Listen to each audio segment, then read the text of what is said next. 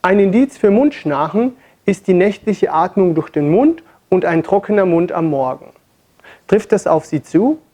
Wenn Sie sich unsicher sind, können Sie das mit einem einfachen Test selbst herausfinden. Öffnen Sie dazu Ihren Mund und machen Sie ein Schnarchgeräusch.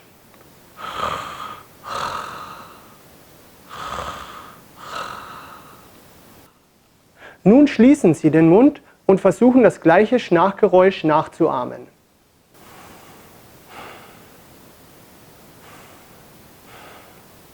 Gelingt Ihnen das nicht, so wie mir gerade eben, und Sie schnarchen nachts trotzdem, dann ist das ein Zeichen dafür, dass Sie ein Mundschnarcher sind. Gegen Mundschnarchen hilft Ihnen ein Antischnarch-Mundstück. Das unterbindet die Atmung durch den Mund. Damit aber trotzdem gewährleistet ist, dass Sie Luft bekommen, können Sie in Kombination einen Nasenspreizer verwenden. Wenn Sie noch unsicher sind, machen Sie den Online-Schnarchtest von Somnishop.